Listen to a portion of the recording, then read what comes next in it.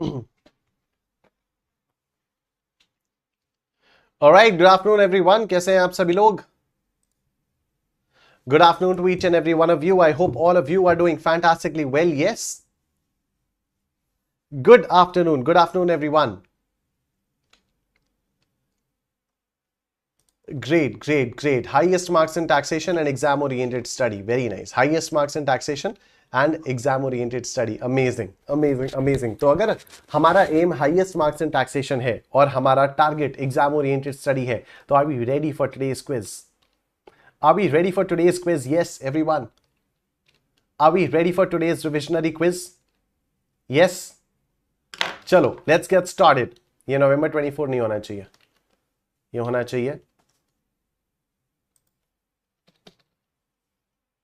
अरे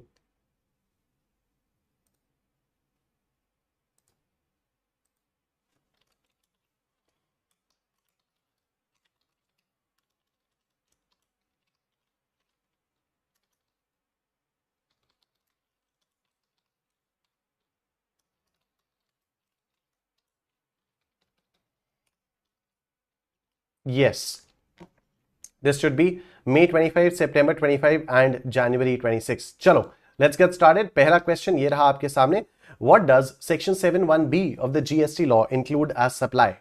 Import of goods for a consideration in the course of business. Import of services for a consideration whether or not in the course of furtherance of business. Export of services without consideration. Domestic supply of goods without consideration. Come on everyone. क्या होगा इसका answer? Come on everyone. Let's do this. Absolutely correct. Option B is your answer. Import of services for a consideration whether or not in the course of furtherance of business. Next question. Is the import of goods for personal use considered a supply under GST? Is the import of goods for personal use considered a supply under GST? Yes, always. Yes, if there's consideration. No. Yes, if it's in the course of furtherance of business. Import of goods, personal use, considered a supply under GST. Alright, the correct answer is no. ठीक है, import of goods अगर आप personal use के लिए कर रहे हो तो उसको GST में नहीं माना जाता है. Next question. Which of the following is treated as a supply under Section 7(1)(c)? Activities not mentioned in Schedule 1 with consideration. Import of goods without consideration. Activities specified in Schedule 1 made without consideration. या export of services with consideration.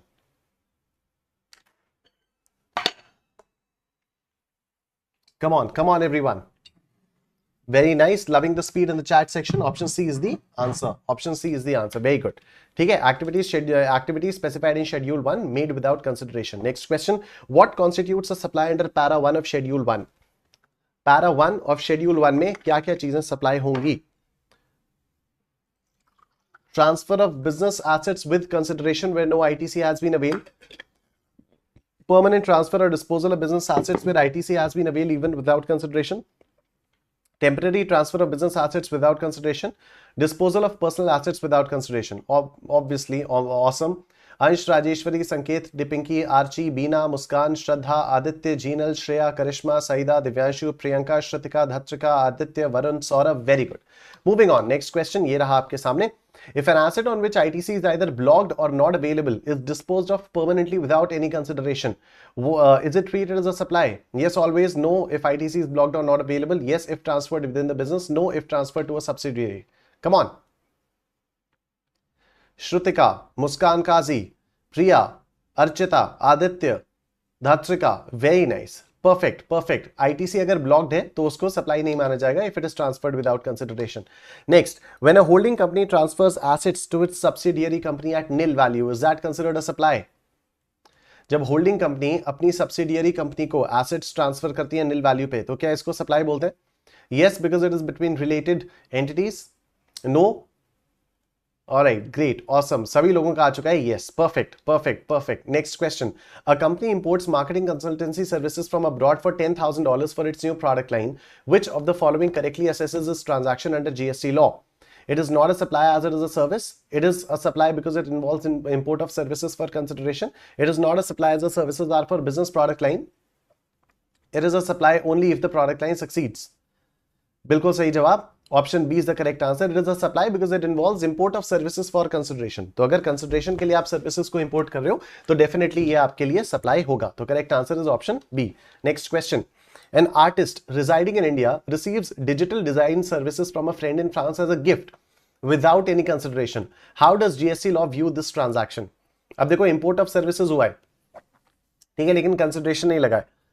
और ये artist residing in India receives digital design services from a friend in France as a gift. It is treated as a supply since it is an international transaction, not a supply since there is no consideration, as a supply due to nature of digital services, not a supply since it is a personal transaction. Alright, the correct answer is B, कि consideration नहीं है तो इसलिए ये supply नहीं होगा. Next question. A freelance graphic designer uses a software subscription imported from the US for personal objects and occasionally for client work, paying a monthly fee. Is this considered a supply under the GST law? Yes, because it involves payment for an imported service. No, because the primary use is personal. Yes, if the client work contributes to more than 50% of the use. No, because the service is not exclusively for business. Perfect, amazing. सभी लोगों के बिल्कुल correct answers आ रहे हैं कि yes, because it involves payment for an import of service. Very good. Next question. A business donates old computers to a non-profit organization. The computers were initially purchased for office use and input tax credit was claimed. How does GST law classify this action? As a supply because the computers were business assets on which ITC was availed. Not a supply since there is no consideration. Not a supply as it is a donation to a non-profit. As a supply only if the non-profit uses computers for commercial purposes. ठीक है, तो क्योंकि ITC avail किया जा चुका था तो इसलिए ये सप्लाई होगा. और इसी के साथ हम लोगों का ये कंप्लीट हो जाता है. और एक बार फिर से हम लोग अपना गोल रिवाइज करेंगे. हम अपने एम को रिवाइज करेंगे. हमारे एम्स क्या क्या है? हमारे एम्स है highest marks in taxation and exam oriented studies. और उसके बाद अब हम लोग यहां पर अपना डिस्कशन कंटिन्यू करते हैं.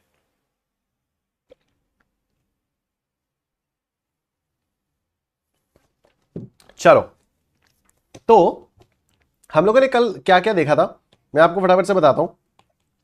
अभी तक हम लोगों ने जीएसटी में क्या देखा है सप्लाई में. तो सेक्शन 7 है, उसके अंदर 4 सब सेक्शंस होते हैं, 1, 1A, 2 और 3. 1 बात करता है कि कौन कौन सी चीजें सप्लाई हैं. 1A बात करता है कि एक बार ये तो डिसाइड हो गया कि कौन कौन सी चीजें सप्लाई हैं, लेकिन उनको सप्लाई ऑफ गुड्स बोलना है या सप्लाई ऑफ सर्विसेज बोलना है, वो 1A से पता चलेगा. 2 बताता है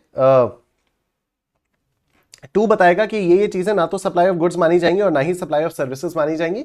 और 3 बताएगा कि आगे चलकर अगर कभी किसी भी चीज को लेकर डिस्प्यूट आते हैं तो गवर्नमेंट के पास ये पावर है कि वो गवर्नमेंट किसी भी चीज को बोल सकती है कि इसको सप्लाई ऑफ गुड्स माना जाएगा और सप्लाई ऑफ सर्विसेज नहीं माना जाएगा, और किस चीज को सप्लाई ऑफ सर्विसेज माना जाएगा, सप्लाई ऑफ गुड्स नहीं माना जाएगा. ठीक है, हम लोग अपना डिस्कशन कर रहे हैं सेक्शन 7(1) पे. 7(1) के अंदर सप्लाई इंक्लूड्स, इसके अंदर मैंने आपको बताया था कि 4 क्लॉजेस हैं. एक है क्लॉज ए, एक है क्लॉज ए, फिर एक है बी और फिर दूसरा है सी. राइट, अब अगर हम लोग ए के बारे में बात करें तो ये बात करता है all forms of supply of goods or services or both such as sale, transfer, barter, exchange, licence, rental, lease, disposal made or agreed to be made by a person for a consideration in the course or furtherance of business. Consideration में हम लोगों ने बात की कि अगर deposits होंगे तो उनको कंसिडरेशन नहीं बोला जाएगा जब तक कि वो अप्लाई नहीं हो जाते.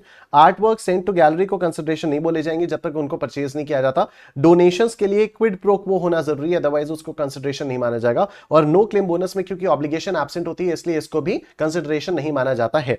उसके बाद हम लोगों ने कहा कि सेक्शन 7(1)(b) बोलता है कि ये कुछ एक्टिविटी है जिसको अगर आपने कंसिडरेशन के लिए किया, फिर चाहे वो बिजनेस के लिए किया हो चाहे वो बिजनेस के लिए ना किया हो, उससे फर्क नहीं पड़ता, इस एक्टिविटी को सप्लाई बोलेंगे. And that activity is import of services. फिर मैंने बात की थी सेक्शन 7(1)(c) के बारे में, जो बताता है कि इन एक्टिविटीज में अगर विदाउट कंसिडरेशन भी हो रही हैं फिर भी इनको जीएसटी तो भी इनको सप्लाई माना जाएगा. अब ऐसी कौन कौन सी एक्टिविटीज होती हैं वो शेड्यूल 1 में मेंशन होती हैं. शेड्यूल 1 में ऐसी 4 एक्टिविटीज मेंशन है. सबसे पहली एक्टिविटी पैरा 1 में जो है वो है परमानेंट ट्रांसफर या disposal of business assets on which ITC has been availed. अब परमानेंट ट्रांसफर या डिस्पोजल होना चाहिए बिजनेस एसेट्स की, यानी बिजनेस की बैलेंस शीट से उसको निकल जाना चाहिए और आईटीसी उस पर क्लेम हो जाना चाहिए. अगर उस पर आईटीसी क्लेम नहीं किया गया था या ब्लॉक्ड था तो फिर जब आप उसको परमानेंटली ट्रांसफर करोगे तो उसको सप्लाई में कंसिडर नहीं किया जाएगा. उसके बाद जो इसका पैरा 2 था वो था ट्रांजैक्शंस बिटवीन रिलेटेड पर्संस और दूसरा था distinct persons as per section 25. Related persons के बारे में हम लोगों ने बात की थी कि कौन 2 लोगों को बोला जा सकता है कि वो लोग रिलेटेड हैं. तो अगर वो लोग एक दूसरे के बिजनेस में कोई अच्छी पोजीशन होल्ड करते हैं हैं, अगर वो लोग पार्टनर्स हैं, अगर वो एम्प्लॉयर या एम्प्लॉई हैं तो। लेकिन फिर यहां पर मैंने ये भी बात की थी कि शेड्यूल 3 के अंदर एम्प्लॉई अगर कोई सर्विसेज देता है और उसको सैलरी मिलती है तो उसको सप्लाई नहीं माना जाता, क्योंकि शेड्यूल 3 के अंदर ये स्पेसिफिकली एग्जेम्प्ट करके रखा हुआ है। तो कोई भी सैलरी या सैलरी के अलावा कोई और बेनिफिट अगर उसको कंपनी से मिलता है उसकी इंप्लॉयमेंट के सर्विसेज की वजह से, तो फिर उसको सप्लाई नहीं माना जाता है। नेक्स्ट मैंने बात की थी gifts by employer to employee की। तो अगर कोई एम्प्लॉयर अपने एम्प्लॉय को गिफ्ट्स देता है, 50,000 रुपए तक की गिफ्ट्स देता है तो उसको सप्लाई नहीं मानते, और 50,000 के ऊपर की गिफ्ट्स अगर देता है तो उसको सप्लाई मानते हैं। रिलेटेड पर्संस के बारे में बात कर रहे थे, अगर वो एक दूसरे के बिजनेस में 25% से ज्यादा की शेयर होल्डिंग रखते हैं तो वो रिलेटेड है। अगर उनका एक दूसरे के ऊपर कोई कंट्रोल है डायरेक्ट या इनडायरेक्ट तो वो है रिलेटेड पर्संस है। अगर वो किसी कोई थर्ड पार्टी अगर उन दोनों को कंट्रोल कर रही है तो ये दोनों रिलेटेड है। अगर ये दोनों मिलकर किसी थर्ड पार्टी को कंट्रोल कर रहे हैं तो ये रिलेटिव है, ये रिलेटेड पार्टीज हैं। लेकिन सबसे ज्यादा जो इंपॉर्टेंट है वो है फैमिली मेंबर्स। अगर ये फैमिली मेंबर्स हैं तो ये रिलेटेड पर्संस कहलाते हैं। अब यहां पर फैमिली का मतलब क्या आ जाता है? फैमिली का मतलब आ जाता है स्पाउस एंड चिल्ड्रन। ठीक है, ये स्पाउस एंड चिल्ड्रन तो हमेशा ही आपकी फैमिली में माने जाएंगे, लेकिन पेरेंट्स, ग्रैंड पेरेंट्स और सिबलिंग्स आपके फैमिली में तभी माने जाएंगे अगर ये आप पर होली या मेनली डिपेंडेंट है तो। राइट, तो ये हम लोगों की बात यहां पर होकर आ गई है रिलेटेड पर्संस को लेकर। और अब हम लोग आ जाते हैं distinct persons as per section 25। ठीक है, distinct persons as per section 25। तो अब मेरी बात जरा ध्यान से सुनना आप लोग, इसमें और कुछ कुछ चीजें मैं आप लोगों को बताऊंगा। ठीक है, तो सेक्शन 25 के हिसाब से डिस्टिंक्ट पर्सन क्या होता है उसके बारे में हम लोग बात करते हैं। ओके, तो पहले तो मैंने आप लोगों को एक चीज बताई हुई है कि जीएसटी के अंदर रजिस्ट्रेशन लेने की थ्रेशोल्ड क्या है। तो मैंने आपको यह बताया था कि अगर मैं कोई सामान बेच रहा हूं, अगर मैं गुड्स बेच रहा हूं, तो 40 लाख के ऊपर अगर मेरा टर्नओवर हो जाता है तो मुझे रजिस्टर कराने की जरूरत पड़ती है। और अगर मैं सर्विसेज दे रहा हूं तो 20 लाख के ऊपर जब टर्नओवर होता है तो मुझे रजिस्टर कराने की जरूरत पड़ती है। ठीक है, तो थ्रेशोल्ड टर्नओवर आप लोगों को समझ में आ गया कि थ्रेशोल्ड टर्नओवर क्या होता है? गुड्स के लिए 40 लाख और सर्विसेज के लिए 20 लाख। अब इसमें भी कुछ कुछ चेंजेस हैं, इसमें भी कुछ कुछ नई नई चीजें, उसके बारे में हम लोग जैसे जैसे आगे बढ़ते जाएंगे, रजिस्ट्रेशन वाला चैप्टर आएगा उसमें हम लोग बात करेंगे। ठीक है, नाउ द थिंग इज कि जीएसटी का जो रजिस्ट्रेशन होता है ना वो स्टेट वाइज रजिस्ट्रेशन होता है। जैसे मेरा जो भी पैन होगा, मेरा जो भी पैन नंबर होगा, उसके बेसिस पर मुझे हर उस स्टेट में जीएसटी का रजिस्ट्रेशन लेना होगा जिस स्टेट में मैं अपना धंधा कर रहा हूं।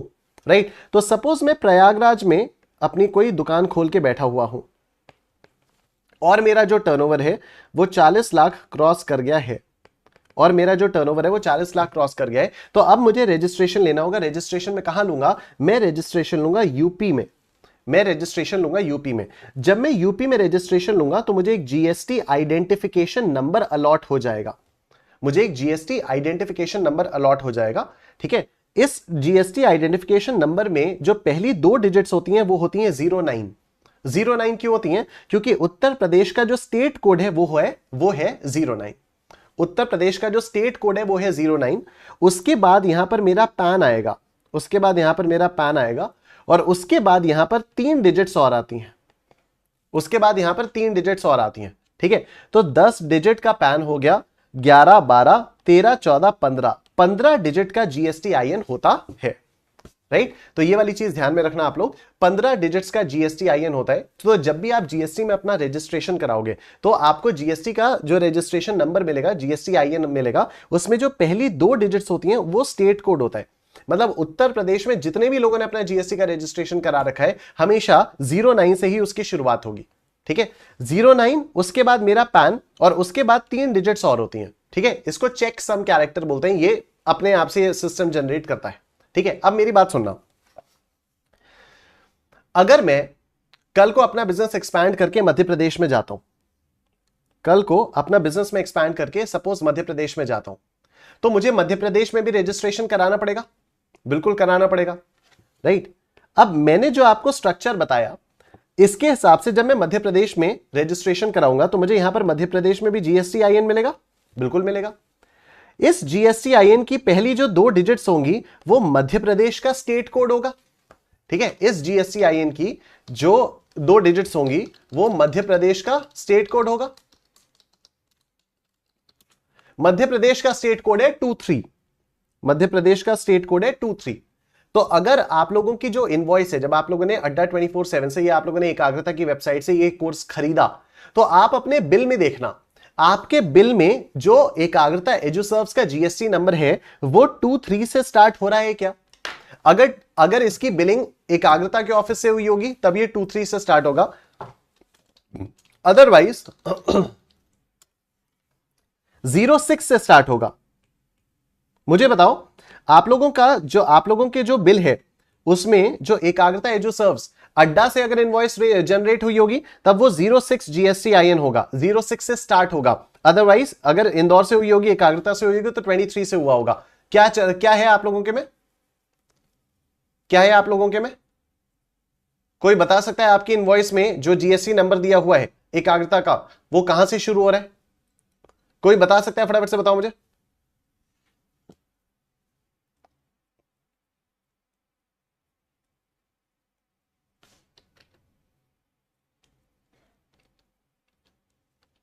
To three, Priyanka, very good. तो ये 23 है, तो ये मध्य प्रदेश का स्टेट कोड है। ये जो 23 है वो मध्य प्रदेश का स्टेट कोड है। ठीक है, वरुण तिवारी 23, श्रद्धा कुलकर्णी 23, वेरी नाइस, राइट। तो ये जो 23 है ये मध्य प्रदेश का स्टेट कोड है। उसके बाद एकाग्रता का पैन आएगा, उसके बाद एकाग्रता का पैन आएगा एंड सो ऑन। चलो, मैं आपको बता रहा था मेरी प्रयागराज में दुकान है। ठीक है, प्रयागराज में दुकान है, उत्तर प्रदेश के अंदर मैंने अपना GST का रजिस्ट्रेशन लिया। अब जब उत्तर प्रदेश में मैंने अपना GST का रजिस्ट्रेशन लिया तो 09 से मेरा स्टेट कोड स्टार्ट हुआ, 09, उसके बाद मेरा पैन आएगा। मैं कह रहा हूं कि कल को मैं अगर मध्य प्रदेश में अपना एक्सपेंशन करता हूं तो मुझे एक और रजिस्ट्रेशन लेना होगा मध्य प्रदेश के अंदर। ठीक है, मुझे एक और रजिस्ट्रेशन लेना होगा मध्य प्रदेश के अंदर, और मध्य प्रदेश में जब मैं रजिस्ट्रेशन लूंगा तो मुझे एक और GSTIN एलोकेट होगा, मुझे एक और GSTIN अलॉट किया जाएगा। और ये जो GSTIN अलॉट किया जाएगा ये स्टार्ट होगा 23 से, उसके बाद मेरा पैन, और उसके बाद 3 और डिजिट्स, चेक सम कैरेक्टर्स, उसके बाद 3 और डिजिट्स। ठीक है, तो मुझे एक बात बताओ, उत्तर प्रदेश में भी मेरा ही रजिस्ट्रेशन है, मध्य प्रदेश में भी मेरा ही रजिस्ट्रेशन है, स्टेट कोड तो बदल गया, लेकिन क्या मेरा पैन बदल सकता है? मेरा पैन तो नहीं बदल सकता। ठीक है, मैं ऐसे तो नहीं कह सकता ना उत्तर प्रदेश के लिए मेरा पैन कोई और है, मध्य प्रदेश के लिए मेरा पैन कुछ और है, ऐसे तो मैं कह ही नहीं सकता। तो जो मेरा एक पैन है उसके बेसिस पर रजिस्ट्रेशन होता है। ठीक है, उसके बेसिस पर रजिस्ट्रेशन होता है। तो GST में जो रजिस्ट्रेशन होता है हम लोग कहते हैं कि GST has a PAN based state wise registration procedure या process. GST has a PAN based state wise registration process. मतलब यहां पर जो रजिस्ट्रेशन होता है वो पैन के बेसिस पर होता है। तो अब यहां पर अगर मैं उत्तर प्रदेश में रजिस्ट्रेशन लूंगा तो भी वही पैन आएगा, अगर मैं मध्य प्रदेश में रजिस्ट्रेशन लूंगा तो भी वही पैन आएगा, लेकिन हाँ ये 3 डिजिट्स अलग हो जाएंगी और ये स्टेट कोड अलग हो जाएगा। तो बेसिकली अगर मैं किसी भी स्टेट में अपना बिजनेस कर रहा हूं तो उस स्टेट में मुझे GST का रजिस्ट्रेशन लेना कंपलसरी हो जाएगा। ठीक है, उस स्टेट में मेरे लिए GST का रजिस्ट्रेशन लेना कंपलसरी हो जाएगा, राइट। चलो, मैं अपना एक बिजनेस कर रहा हूं, सपोज निशांत गारमेंट्स, मैं अपना यहां पर बिजनेस कर रहा हूं निशांत गारमेंट्स। ठीक है, एक रजिस्ट्रेशन मेरा यूपी में है जहां पर मेरा जो GST है वो ये है, और एक मैं कर रहा हूं मध्य प्रदेश में जहां पर मेरा जो GST है वो ये है।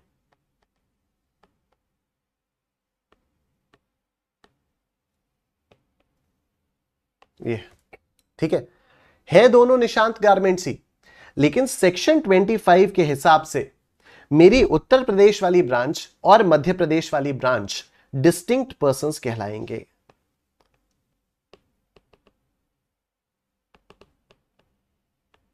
ठीक है, मेरी उत्तर प्रदेश वाली ब्रांच और मेरी मध्य प्रदेश वाली ब्रांच डिस्टिंक्ट पर्संस कहलाएंगे। तो ये जो हम लोग कल से बात करने वाले हैं कि distinct persons as per section 25, अभी आपको समझ में आ रहा होगा कि डिस्टिंक्ट पर्संस होते क्या है। ठीक है, तो डिस्टिंक्ट पर्संस क्या हुए कि मेरे अगर 2 एस्टैब्लिशमेंट्स हैं और दोनों के अलग अलग रजिस्ट्रेशंस हैं तो वो मेरे ही दोनों एस्टैब्लिशमेंट्स आपस में डिस्टिंक्ट पर्संस कहलाएंगे। मतलब अगर मैं अपनी उत्तर प्रदेश वाली शॉप से मध्य प्रदेश वाली शॉप में माल भेजूंगा बिना पैसे के तो इसको मान लिया जाएगा कि this is a transaction between distinct persons without consideration and hence it will also be treated as a supply. Hence it will also be treated as a supply.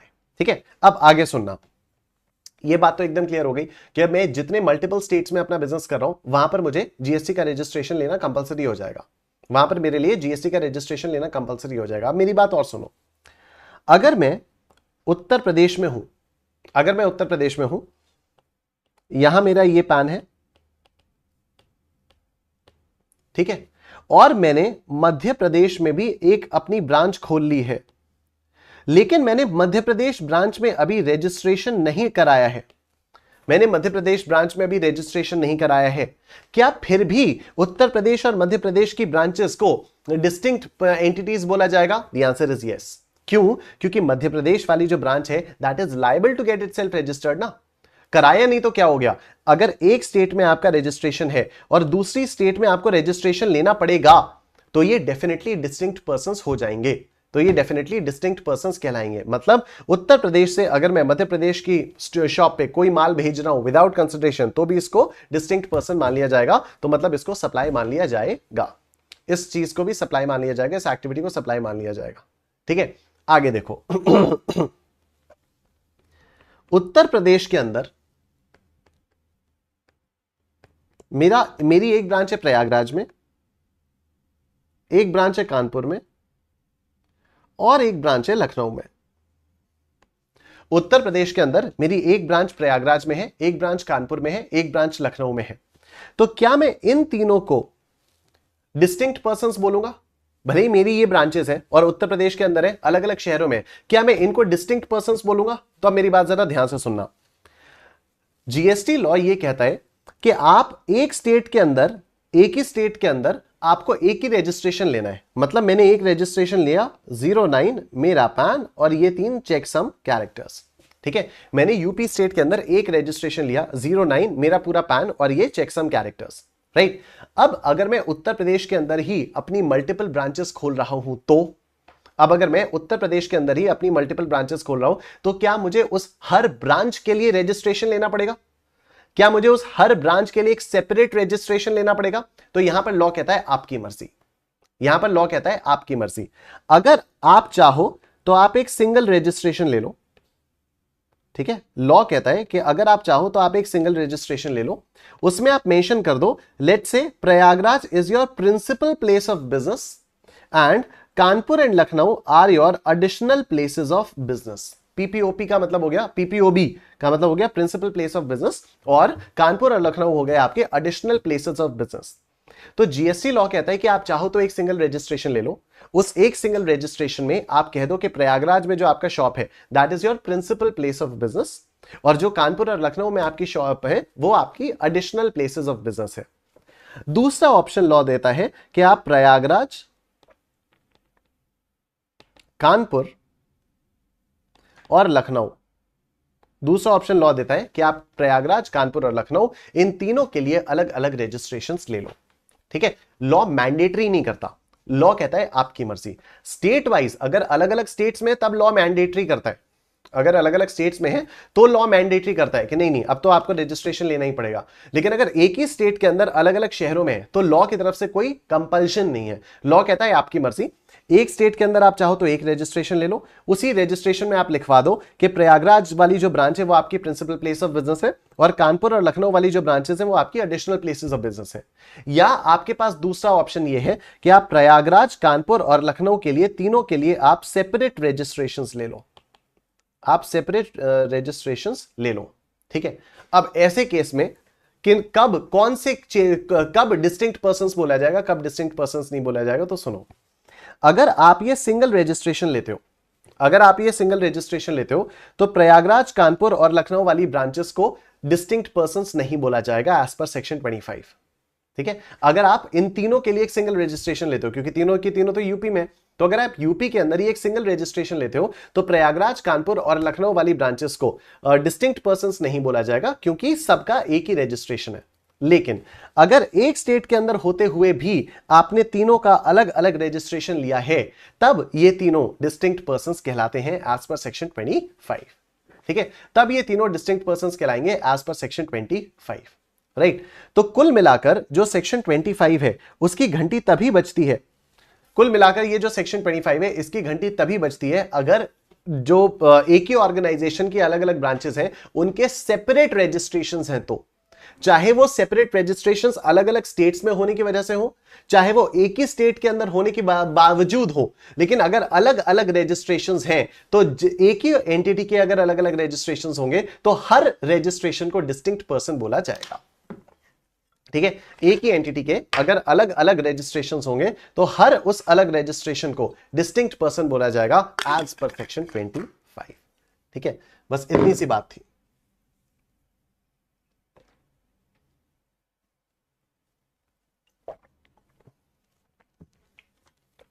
आओ देखो,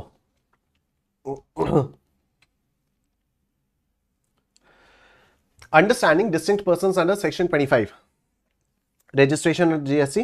Suppliers in GST system need to register in each state where they make taxable supplies provided their total turnover exceeds a specified limit. ठीक है, ये मैंने आपको बताया। Registration is based on the PAN of the supplier, ये भी मैंने आपको बताया। If the supplier operates and makes taxable supplies in multiple states under the same PAN, he typically obtains a single registration for each state. तो हर state के लिए आपको एक registration लेना होगा। However, if the supplier has multiple places of business within a state, अगर एक ही state के अंदर आपकी multiple places of business है, he has a choice to either get a single registration for that state, उसके पास choice होती है या तो वो उस स्टेट के लिए एक सिंगल रजिस्ट्रेशन ले ले और obtain separate registrations for each place of business. ठीक है, या फिर वो हर प्लेस ऑफ बिजनेस के लिए एक सेपरेट रजिस्ट्रेशन ले ले। अब देखो, डिस्टिंक्ट पर्सन्स का मतलब क्या हो गया? Distinct persons refers to establishments or businesses that have separate registrations whether within the same state or in different states. तो ये मैंने आपको बताया कि एक स्टेट के अंदर अगर आपके पास मल्टीपल ब्रांचेस हैं जिनके अलग अलग रजिस्ट्रेशंस हैं, तो ये सारी की सारी ब्रांचेस आपस में डिस्टिंक्ट पर्सन्स हो जाएंगी। और बाकी अगर अलग अलग स्टेट्स में, तब तो डिस्टिंक्ट पर्सन्स वो हैं। If a person has one registered establishment in a state and another establishment in a different state, even if it is not registered, these establishments are considered as belonging to distinct persons. मैंने आपको इसका भी example दिया यहां पर। ठीक है, मैंने आपको इसका भी एग्जांपल दिया था कि अगर मैं मध्य प्रदेश वाली ब्रांच पर जीएसटीएन नहीं लेता हूं, ये मैंने आपको एग्जांपल दिया था ना कि उत्तर प्रदेश में तो मेरे पास रजिस्ट्रेशन है और मध्य प्रदेश में मैंने रजिस्ट्रेशन नहीं लिया हुआ है, तब भी इसको डिस्टिंक्ट पर्सन माना जाएगा। The statutory provisions regarding distinct persons are mentioned in subsections 4 and 5 of section 25. तो section 25(4) क्या कहता है? Section 25(4) states that if a person has obtained or is required to obtain more than one registration, whether in one state or multiple states, each registration is treated as a distinct person. ये वही वाली बात हो गई कि अगर एक बंदे ने अगर एक बंदे ने एक से ज्यादा रजिस्ट्रेशन ऑब्टेन करके रखा हुआ है, एक से ज्यादा रजिस्ट्रेशन अपने पास रख रखा है, तो वो उस बंदे के हर एस्टैब्लिशमेंट को डिस्टिंक्ट एस्टैब्लिशमेंट माना जाएगा। Section 25(5) says that if a person has obtained or is required to obtain registration in one state and has an establishment in another state, these establishments are treated as establishments of distinct persons. Section 25(5) ने क्या कहा कि अगर किसी एक बंदे की कोई एक एस्टैब्लिशमेंट है किसी एक स्टेट में, ये वाला है 25(5), ये वाला, ठीक है, कि एक एस्टैब्लिशमेंट है वो रजिस्टर्ड है और इसकी कोई दूसरी स्टेट में भी ब्रांच है, तो भी ये दोनों डिस्टिंक्ट पर्सन्स माने जाएंगे। ठीक, तो भी ये दोनों डिस्टिंक्ट पर्सन्स माने जाएंगे। आइए देखते हैं, एक मिनट रुकना बस। ओके, देखो, Mohan, a chartered accountant, has registered head office in Delhi. He also has obtained registration in the state of West Bengal in respect of his newly opened branch office. Will Mohan be treated as distinct persons in respect of registrations in West Bengal and Delhi? Of course yes. ठीक है, of course yes, क्योंकि दिल्ली में भी registration है, waste Bengal में भी registration है। अगर दो अलग अलग रजिस्ट्रेशन हैं एक ही बंदे के, तो इन दोनों को डिस्टिंक्ट पर्सन्स की तरह से ट्रीट किया जाएगा। ठीक है, इन दोनों को डिस्टिंक्ट पर्सन्स की तरह से ट्रीट किया जाएगा। आओ देखो नेक्स्ट, ये देखो, ये काफी इंटरेस्टिंग है। Rishabh enterprises, a registered supplier, owns an air condition restaurant in Virar Maharashtra. तो इसका विरार महाराष्ट्र में एक एयर कंडीशन रेस्टोरेंट है। It has opened a liquor shop in Raipur, Uttarakhand for trading of alcoholic liquor for human consumption. अब मेरी बात जरा ध्यान से सुनना, ये जो alcoholic liquor for human consumption होती है ना,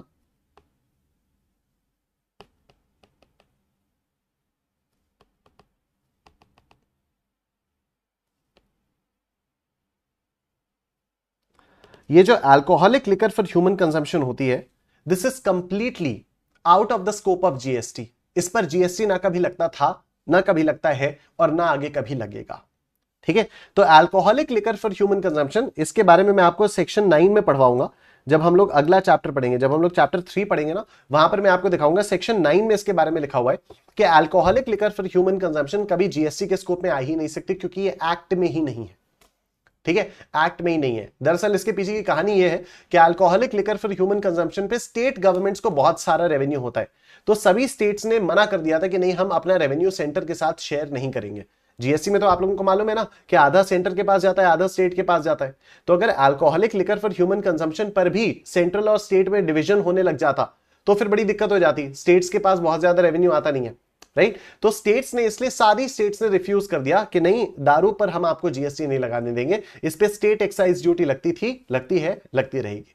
तो स्टेट गवर्नमेंट्स को ही पैसा मिलेगा, दारू के बेचने पर सेंट्रल गवर्नमेंट को कोई पैसा नहीं मिलेगा, मतलब दारू पर कोई भी जीएसटी नहीं आएगा, ठीक है, इस पे जीएसटी नहीं आएगा, राइट। अब सुनो मेरी बात, alcoholic liquor for human consumption पे जीएसटी नहीं आएगा। रजिस्ट्रेशन वाले चैप्टर के अंदर,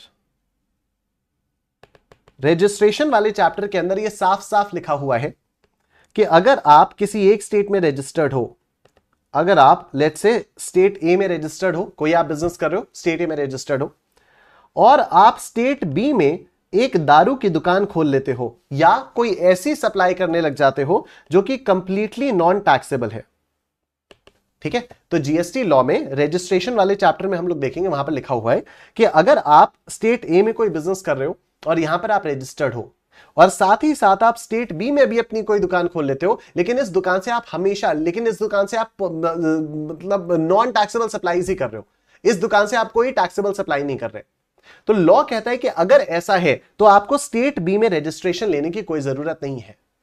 क्या करोगे रजिस्ट्रेशन लेके? आप यहां पर दारू की दुकान खोलकर बैठे हुए हो, ठीक है, स्टेट ए में आपका रेस्टोरेंट है, स्टेट ए में रेस्टोरेंट है। चलो जैसे यहां पर इस वाले क्वेश्चन में देखते हैं, तो विरार महाराष्ट्र में एयर कंडीशन रेस्टोरेंट है। विरार महाराष्ट्र में कौन बंदा है ये, क्या नाम है इसका, कोई नाम दिया हुआ है? ऋषभ एंटरप्राइजेस, ठीक है। देखो अगर मैं ऋषभ एंटरप्राइजेस के बारे में बात करूं तो ऋषभ एंटरप्राइजेस की दो ब्रांचेस हैं, एक महाराष्ट्र में है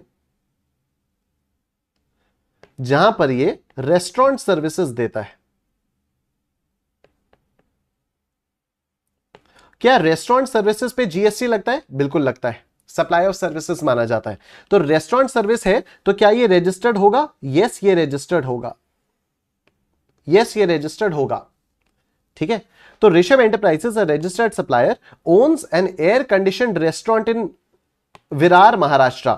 it has opened a liquor shop in Raipur Uttarakhand. अब इसने उत्तराखंड में क्या किया? उत्तराखंड में इसने एक लिकर शॉप ओपन कर ली, उत्तराखंड में इसने एक लिकर शॉप ओपन कर ली for trading alcoholic liquor for human consumption. Since supply of alcoholic liquor for human consumption in Uttarakhand is a non-taxable supply, Rishabh Enterprises is not required to obtain registration with respect to the same in Uttarakhand. तो अब क्या Rishabh enterprises को उत्तराखंड में registration लेने की जरूरत है? बिल्कुल भी नहीं है, ठीक है। महाराष्ट्र में ये रेस्टोरेंट सर्विसेज प्रोवाइड कर रहा है, महाराष्ट्र में इसने रजिस्ट्रेशन ले लिया। अब उत्तराखंड में अगर ये दारू की दुकान खोलता है, और दारू की दुकान तो हमेशा ही नॉन टैक्सेबल सप्लाई है, तो क्या उत्तराखंड में इसको रजिस्ट्रेशन लेने की जरूरत है? नहीं है। तो ये रजिस्टर्ड है, ये नॉट रजिस्टर्ड है, ठीक है। महाराष्ट्र वाली ब्रांच रजिस्टर्ड है, उत्तराखंड वाली रजिस्टर्ड नहीं है। अब देखो, will the supply of anything by Maharashtra restaurant to Uttarakhand shop qualify as a supply? अब आप मुझे बताओ कि महाराष्ट्र से उत्तराखंड अगर कुछ भेजा जाएगा तो क्या इसको सप्लाई बोला जाएगा? क्या हम लोग कहेंगे कि ये डिस्टिंक्ट पर्संस हैं? ध्यान रहे, इसका उत्तराखंड वाली शॉप का कोई रजिस्ट्रेशन नहीं है। क्या हम लोग कहेंगे कि ये डिस्टिंक्ट पर्संस के बीच में ट्रांजैक्शन हो रहा है? क्या हम लोग कहेंगे ये डिस्टिंक्ट पर्संस के बीच में हो रहा है? आप सब लोग कह रहे हैं नो। तो आपको मैं याद दिलवा देता हूं सेक्शन 25(5). अभी यहां पर थोड़ी देर पहले तो मैंने बोला था कि अगर एक ब्रांच उत्तर प्रदेश में है और दूसरी ब्रांच मध्य प्रदेश में है, मध्य प्रदेश वाली ब्रांच का रजिस्ट्रेशन नहीं है, क्या फिर भी इनको डिस्टिंक्ट एंटिटीज माना जाएगा? हां, एक ब्रांच उत्तर प्रदेश में है, दूसरी ब्रांच किसी दूसरी स्टेट में है, और दूसरी स्टेट वाली ब्रांच का रजिस्ट्रेशन नहीं है, लेकिन एक ब्रांच का तो रजिस्ट्रेशन है ना, तो क्या अब भी इनको जीएसटी के अंदर के लिए डिस्टिंक्ट पर्संस माना जाएगा? तो द आंसर इज यस, इनको डिस्टिंक्ट पर्संस माना जाएगा। और क्योंकि इनको डिस्टिंक्ट पर्संस माना जाएगा, तो अगर विरार महाराष्ट्र से उत्तराखंड में कुछ भी सप्लाई होगी तो उसका भी आपको वो उसको सप्लाई मान लिया जाएगा। ठीक है, उसको सप्लाई मान लिया जाएगा। क्या ये बात समझ में आ रही है सबको? ओके, अब समझा Priyanka, very nice. Shreya, okay, अभी क्लियर हुई ये बात आपको? ठीक है, अब मैं एक बार क्विकली रिकैप कर देता हूं सेक्शन 24, 25 क्या क्या थे। सेक्शन 20 सॉरी सेक्शन 25, सेक्शन 25 में सेक्शन 25 4 है और सेक्शन 25 5 है। ये कह रहा है कि अगर आपके पास दो स्टेट्स में या एक ही स्टेट के अंदर मल्टीपल एस्टैब्लिशमेंट्स हैं और सबका रजिस्ट्रेशन है, अगर सबका रजिस्ट्रेशन है तो ये दोनों डिस्टिंक्ट पर्संस हो जाएंगे। ठीक है, इसने क्या कहा कि अगर आपके पास एक स्टेट में रजिस्ट्रेशन है, उसके बाद आपकी जितनी भी ब्रांचेस हैं भले ही उनमें रजिस्ट्रेशन हो या ना हो,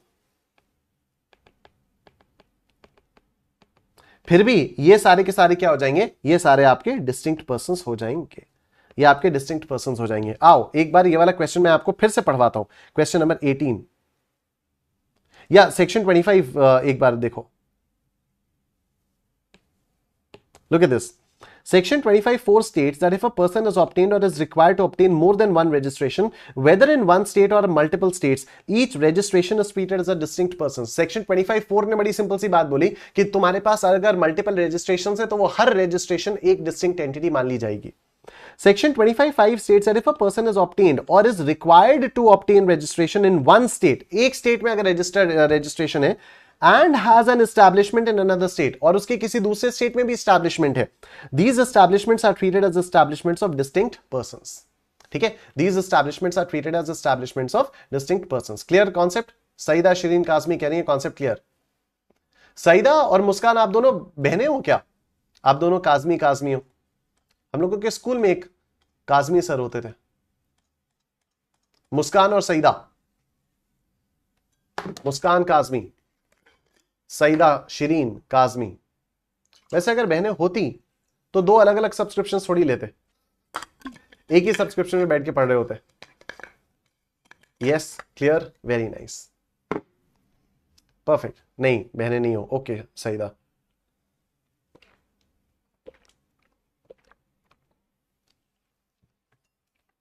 चलो बहुत बढ़िया, आगे चलते हैं।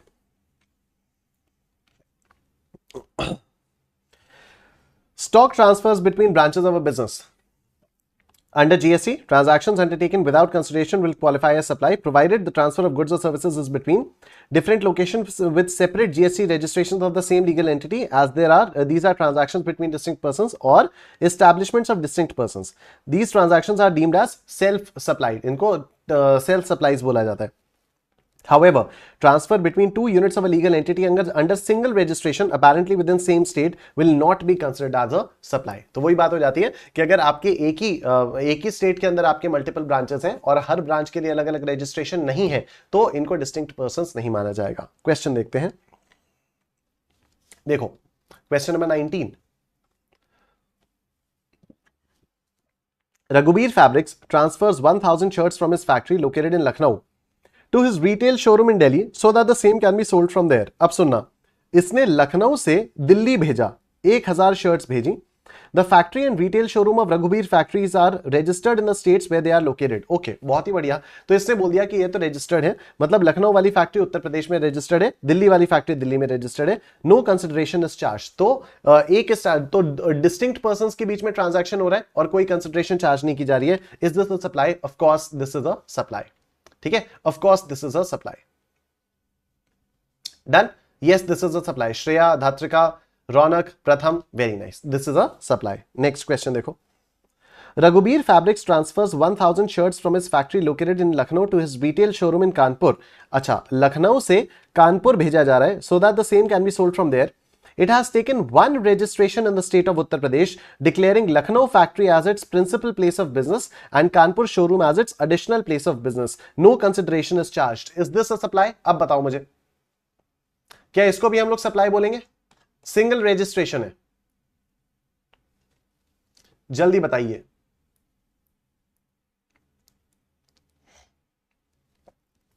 जल्दी बताओ मुझे, क्या ये सप्लाई है? Absolutely not. ठीक है, अंश, श्रेया, प्रथम, मनीष, आर्ची, जीनल, संकेत, श्रद्धा, प्रियंका, प्रिया, एब्सोल्युटली राइट। ये सप्लाई नहीं है, क्यों? क्योंकि इनके सिंगल रजिस्ट्रेशन है, तो इनके मल्टीपल रजिस्ट्रेशंस नहीं है, तो ये डिस्टिंक्ट पर्संस नहीं है। ओके, नेक्स्ट देखो, Damodar Private Limited, registered in Delhi, is planning to transfer some goods to its branch registered in West Bengal. Okay, Delhi से वेस्ट बंगाल भेजना चाहता है without any consideration, so that the goods can be sold from the branch. The company believes the transaction will be undertaken by it would not qualify as supply as no consideration is involved. Company को लग रहा है कि consideration नहीं है तो transaction supply ही नहीं होगा। ठीक है, ascertain whether the transfer of goods by Damodar Private Limited to its branch office would qualify as a supply. अब बताओ सप्लाई होगा या नहीं होगा? ये सप्लाई होगा या नहीं होगा? जल्दी बताओ, जल्दी बताओ, ये सप्लाई है या नहीं है? इसको हम लोग सप्लाई मानेंगे या नहीं मानेंगे? यस, सप्लाई है। क्यों? क्योंकि दामोदर प्राइवेट लिमिटेड दिल्ली में रजिस्टर्ड है, और अगर एक स्टेट में ये रजिस्टर्ड है, ठीक है, अगर एक स्टेट में ये रजिस्टर्ड है तो ये दूसरा स्टेट जो भी होगा इसका वो डिस्टिंक्ट एंटिटीज हो जाएंगी, और डिस्टिंक्ट पर्संस के बीच में विदाउट कंसिडरेशन ट्रांजैक्शन अगर होगा तो उसको सप्लाई मान लिया जाएगा। राइट, तो अगर दो डिस्टिंक्ट एंटिटीज के बीच में विदाउट कंसिडरेशन ट्रांजैक्शन होगा तो उसको सप्लाई मान लिया जाएगा। राइट, तो आओ ये चीज मैं आप लोगों को यहां से भी दिखा देता हूं। ये देखो, हम लोग बात कर रहे थे पैरा 2 के बारे में। पैरा 2 में हम लोगों ने बात की थी transactions between related persons and distinct persons as per section 25। तो कल हम लोगों ने रिलेटेड पर्संस के बारे में तो बात कर ली थी कि अगर रिलेटेड पर्संस के बीच में ट्रांजैक्शन हो रहा है विदाउट कंसिडरेशन तब भी उसको सप्लाई मान लिया जाएगा। अब हम लोग बात कर रहे हैं कि अगर डिस्टिंक्ट पर्संस के बीच में ट्रांजैक्शन होगा विदाउट कंसिडरेशन तो भी उसको सप्लाई मान लिया जाएगा। आओ देखो, मीनिंग क्या है? refers to establishments of businesses with separate registrations within the same state or across different states. Establishments in different states are considered distinct even if one is not registered. ठीक है, तो जो भी चीजें थी वो मैंने यहां पर लिख दी हैं। सेक्शन 25(4) क्या कह रहा है? Each registration whether in one or multiple states is treated as a distinct person. Section 25(5) कहता है establishments in different states are treated as belonging to distinct persons. अब इसमें केसेस क्या क्या है देखो, supply from a registered restaurant in Maharashtra to an unregistered liquor shop in Uttarakhand. Registered shop Maharashtra में restaurant है, रजिस्टर्ड रेस्टोरेंट इन महाराष्ट्र है, वो अनरजिस्टर्ड लिकर शॉप को ट्रांसफर कर रहा है, तो इसको सप्लाई बोला जाएगा क्योंकि restaurant in Maharashtra and liquor shop in Uttarakhand are considered establishments of distinct persons. इनको डिस्टिंक्ट पर्संस के एस्टैब्लिशमेंट्स माना जाएगा। तो डिस्टिंक्ट पर्संस में even if the transaction is taking place without any consideration फिर भी उसको सप्लाई मान लिया जाता है।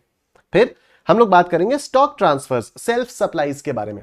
ठीक है, तो अगर सेपरेट जीएसटी रजिस्ट्रेशंस वाली ब्रांचेस के बीच में हो रहा है तो सेपरेट जीएसटी रजिस्ट्रेशंस मतलब क्या हो जाता है? डिस्टिंक्ट पर्संस हो जाता है। और अगर डिस्टिंक्ट पर्संस के बीच में सेल्फ सप्लाईज हो रही हैं तो उसको सप्लाई मान लिया जाएगा। लेकिन अगर एक ही स्टेट के अंदर मल्टीपल ब्रांचेस हैं जो कि अलग अलग रजिस्टर्ड नहीं है, एक ही रजिस्ट्रेशन पे चल रही हैं, तो इसको सप्लाई नहीं माना जाएगा, इसको सप्लाई नहीं माना जाएगा। क्या ये बात समझ में आ रही है? Crystal clear Shreya Singh, very nice, बहुत बढ़िया। ठीक है, तो डिस्टिंक्ट पर्संस के बीच में अगर ट्रांजैक्शन होता है विदाउट एनी कंसिडरेशन तो उसको सप्लाई मान लिया जाता है, तो इसको सप्लाई मान लिया जाता है। ठीक, हम लोग सेक्शन 7(1)(c) का शेड्यूल 1 कर रहे हैं, और शेड्यूल 1 में हम 2 पैराज निपटा चुके हैं। सबसे पहला पैरा हम लोगों ने निपटाया परमानेंट ट्रांसफर या डिस्पोजल ऑफ बिजनेस एसेट्स, जिस पे आईटीसी ली जा चुकी है, और पैरा 2 हम लोगों ने निपटाया transaction between related persons and distinct persons as per section 25। अब हम लोग आ रहे हैं पैरा नंबर 3 पर। पैरा नंबर 3 बहुत ध्यान से सुनना। पैरा नंबर 3 बात करता है प्रिंसिपल एजेंट के रिलेशनशिप के बारे में। ठीक है, पैरा नंबर 3 जो है वो प्रिंसिपल एजेंट के रिलेशनशिप के बारे में बात करता है। गौर नाल सुनना।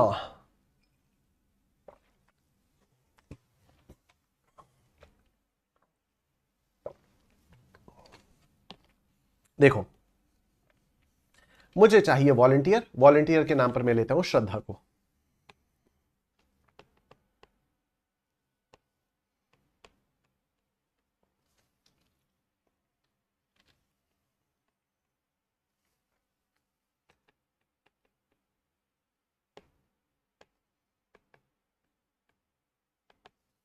सुनना मेरी बात ध्यान से।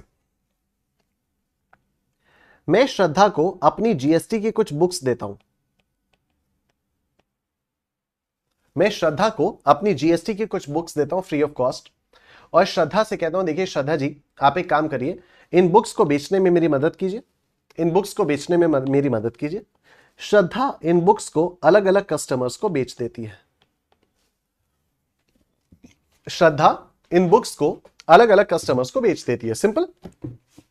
मैं प्रिंसिपल हो गया, श्रद्धा मेरी एजेंट हो गई। श्रद्धा मेरे बिहाफ पर इन बुक्स को अलग अलग कस्टमर्स को बेच रही है। एकदम सिंपल बात, यहां तक तो कोई डाउट आ ही नहीं सकता। सिंपल। मैंने श्रद्धा जो कि एक एजेंट है, मैंने श्रद्धा को बोला कि श्रद्धा जी मेरी ये जीएसटी की किताबें हैं, इन जीएसटी की किताबों को आप बेचने में मदद करिए। जो भी आप बेचेंगी, जितना भी आप पैसा लाएंगी, उस पर मैं आपको कमीशन दे दूंगा। It's as simple as that. ठीक है। You help me sell my books, I will pay you a commission on whatever amount you are able to bring to me. ठीक है। जितना भी आप मुझे कमा कर देंगे, मैं उसमें से आपका कमीशन दे दूंगा। डन। मैं प्रिंसिपल हो गया, श्रद्धा एजेंट हो गई। नाउ दो चीजें हो सकती हैं कि श्रद्धा जब कस्टमर्स को बिल बेचे, श्रद्धा जब कस्टमर्स को बेचेगी तो कस्टमर्स को बेचेगी तो बिल बना कर देगी ना, तभी तो कस्टमर पैसा देगा। जब आप दुकान पर जाकर कुछ भी खरीदते हो तो दुकानदार से बिल मांगते हो ना। कई जगह पर नहीं भी मांगते होगे, लेकिन मोस्टली आपको बिल मांगना चाहिए। किसी भी दुकान पर आप जाओगे, कोई भी चीज अगर आप खरीदोगे तो आपको बिल मांगना चाहिए। ठीक। तो दुकानदार आपको जब बेचेगा तो आपको बिल देता है, और उस बिल पे ऊपर उस दुकान का नाम लिखा होता है। ठीक है। उस बिल पे ऊपर उस दुकान का नाम लिखा होता है। जब आपने ये वाला बैच भी परचेज किया था तो यहां पर ऊपर लिखा होगा ना एकाग्रता, तो वो कंपनी का नाम है। जो कंपनी आपको सामान बेच रही है वो कंपनी का नाम है। अब सुनो मेरी बात। श्रद्धा के पास दो ऑप्शन है।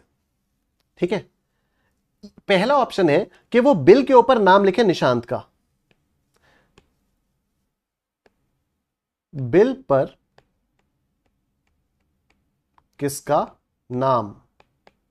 बिल पर किसका नाम? श्रद्धा जो कस्टमर्स को बुक्स बेच रही है, तो बुक्स बेचने पर उनको बिल बनाकर देगी। अब श्रद्धा के पास दो ऑप्शंस हैं, या तो बिल पर वो मेरा नाम डाल के दे, या तो वो बिल पर अपना नाम डालकर दे। अगर वो बिल पर मेरा नाम डालकर दे रही है, सुनना बात, अब जो आपको लग रहा होगा उससे अलग जाने वाली है यहां पर चीज। अगर वो बिल पर मेरा नाम डालकर दे रही है तो हम कहेंगे कि she is not an agent as per para 3। तो हम क्या बोलेंगे? She is not an agent as per para 3, क्योंकि फिर हम लोग बोलेंगे कि she is acting as a pure agent. हम लोग बोलेंगे कि she is acting as a pure agent. ये तो प्योर एजेंट की तरह से काम कर रही है। ठीक है। तो अगर श्रद्धा ने बिल मेरे नाम पर बनाकर दिया, अगर श्रद्धा ने बिल मेरे नाम से दिया, तो हम बोलेंगे अरे यार ये तो प्योर एजेंट की तरह से काम कर रही है। तो हम ये नहीं कहेंगे कि she is an agent as per para 3 of schedule 1।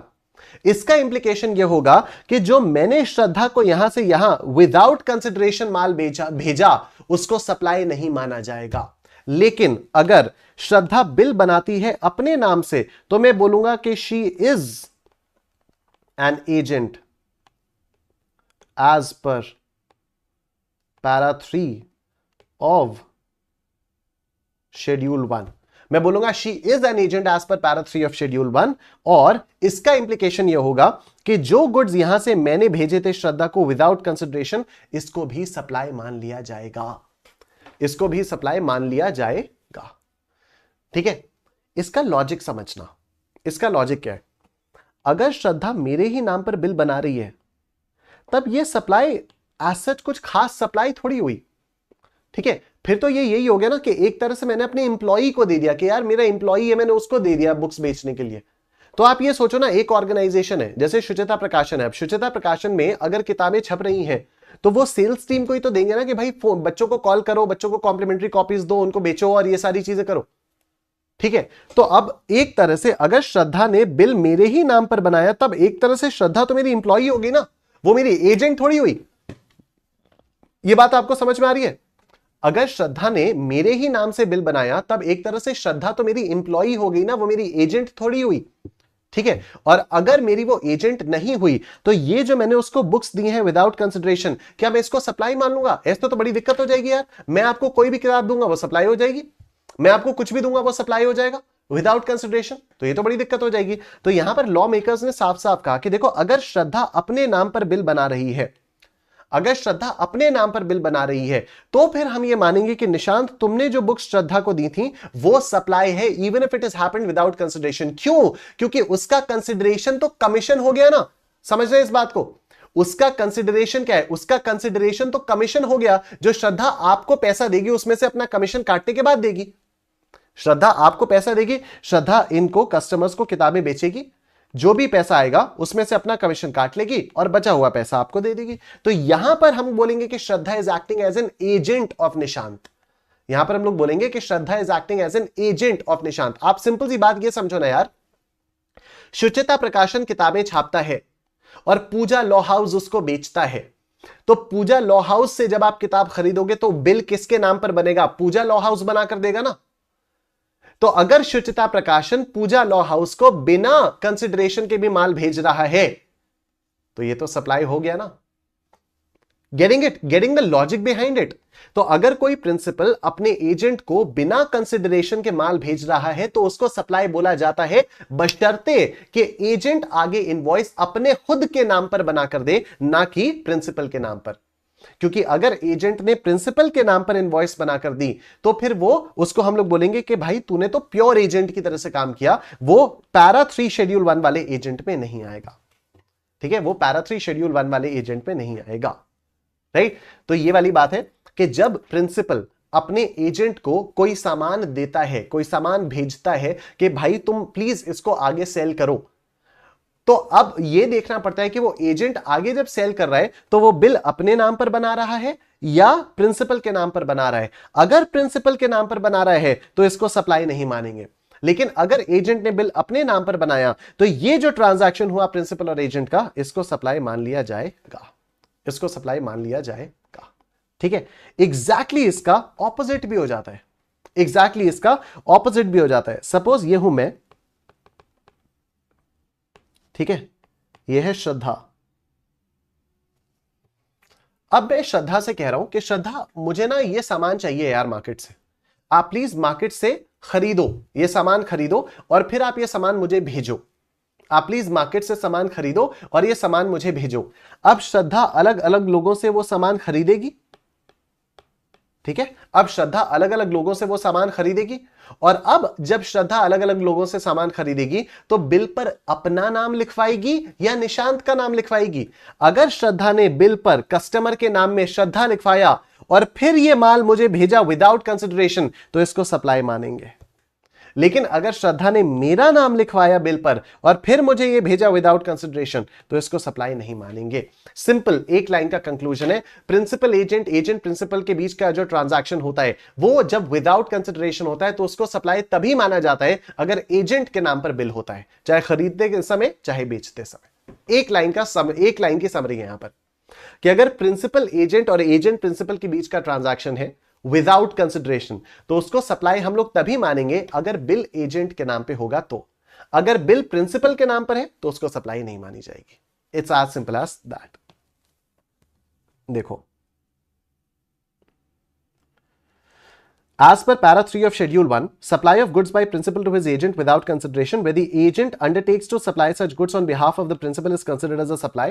Similarly, supply of goods by an agent to his principal without consideration where the agent undertakes to receive such goods on behalf of the principal is considered as a supply. Therefore, supply of goods by principal to his agent or by an agent to his principal, even if made without consideration, will be considered as a supply.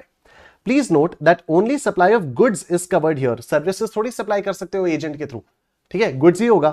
This means that supply of services between principal and agent without consideration won't constitute supply. सुनो, agent means a person including a factor, broker, commission agent, aratia, del credit agent, an auctioneer or any other mercantile agent by whatever name called, who carries on the business of supply or receipt of goods or services or both on behalf of another.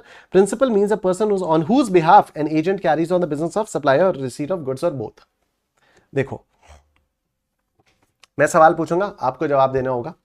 A company is located in the suburbs and employs an agent in the city to undertake sales on behalf of the company. Accordingly, the company transfers goods to the premises of the agent in the city.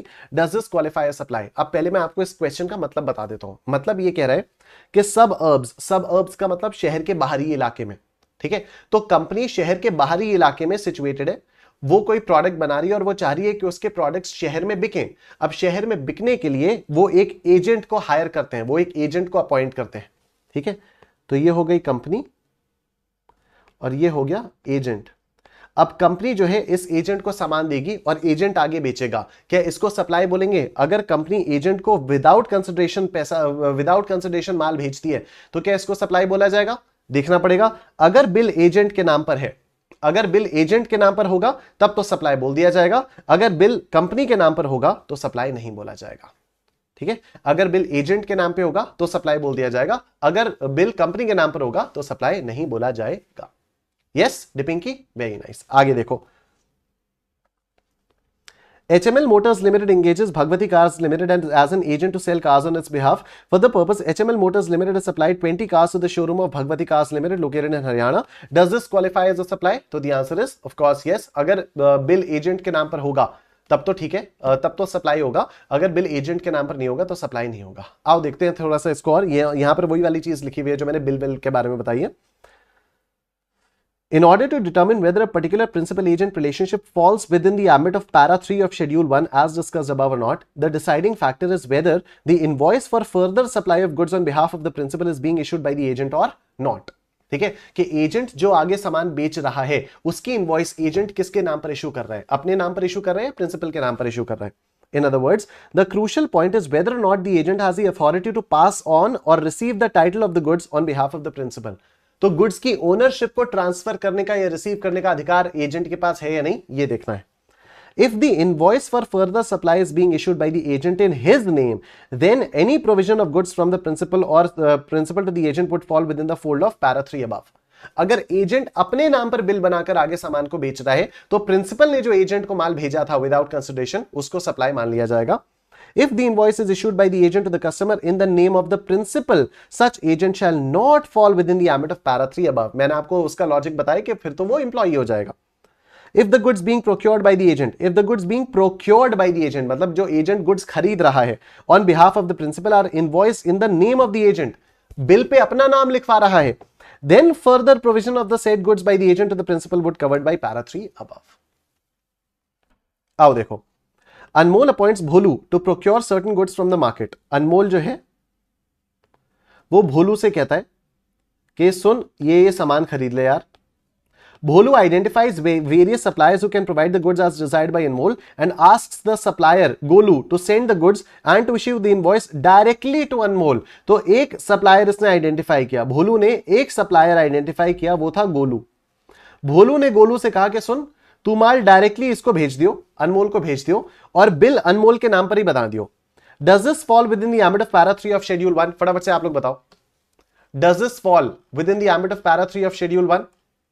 क्या भोलू para 3 of schedule 1 के हिसाब से agent है? जल्दी जल्दी जल्दी जल्दी जल्दी। प्रथम वरुण, जीनल, रौनक, Karishma, Ansh, Sanket, absolutely right, all of you are absolutely correct. Shraddha, Pawan, Priya, Dhatrika, Aditya, Archi, absolutely not. ठीक है, क्यों? क्योंकि बिल किसके नाम पर बन रहा है? बिल डायरेक्टली अनमोल के नाम पर बन रहा है। वेरी नाइस, अब आप लोग समझ गए हो। आगे देखो, money bank, a banking company, appoints Mandar an auctioneer to auction certain goods. Okay, ये मनी बैंक, इसने मंदार को अपॉइंट किया कि भाई तू ये कुछ गुड्स जो है इनको नीलाम करके बेच दे।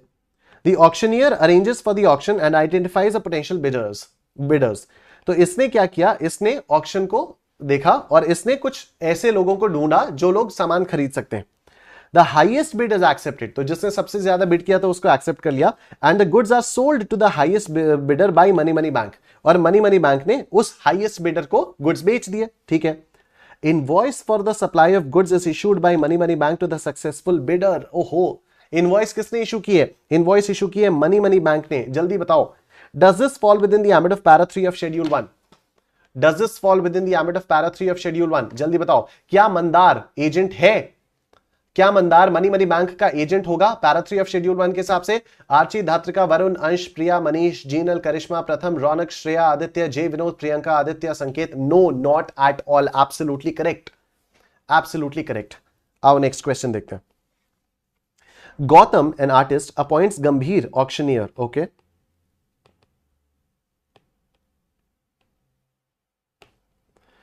टू ऑक्शन इस पेंटिंग। तो गौतम ने कोई पेंटिंग बनाई, इसने गंभीर से कहा कि तू मेरी पेंटिंग बेचने की कोशिश कर। Gambhir arranges for the auction and identifies the potential bidders. Gambhir ने ऑक्शन वगैरह किया।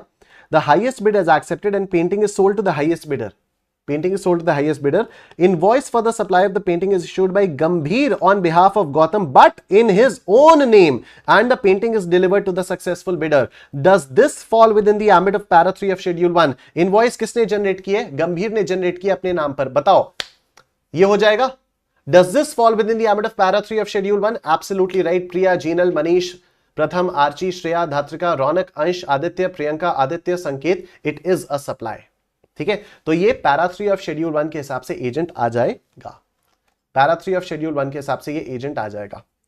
नेक्स्ट देखो, a carry and forward agent or commission agent takes possession of the goods from the principal and issues invoice in his own name. Does this fall within the ambit of para 3 of schedule 1? तो carry and forward agent का भी काम यही होता है, वो collect करता है और आगे बेचता है चीजों को। तो ये इनवॉइस अपने नाम पर इश्यू कर रहा है, तो क्या ये वो हो जाएगा?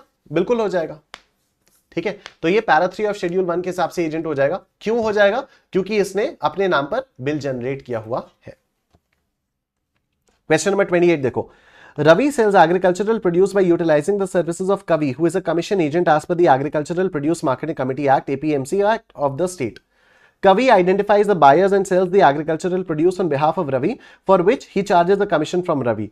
As per the APMC Act, the commission agent is a person who buys or sells the agricultural produce on behalf of its principal or facilitates buying and selling of the agricultural produce on behalf of its principal and receives by way of remuneration a commission or percentage upon the amount involved in such transaction. Does this fall within the ambit of para 3 of schedule 1? बताओ, इतना बड़ा सा question लिख रखा था, सिर्फ बकवास भर रखी है इस क्वेश्चन में।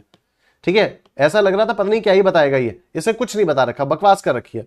इसने agricultural produce marketing committee act के हिसाब से बता दिया कि एजेंट का मतलब क्या होता है, और ये कह रहा है कि agricultural produce marketing committee act के हिसाब से एजेंट वो बंदा होता है जो प्रिंसिपल के बिहाफ पर सामान को लेके बेचता है और अपने लिए एक कमीशन कलेक्ट कर लेता है।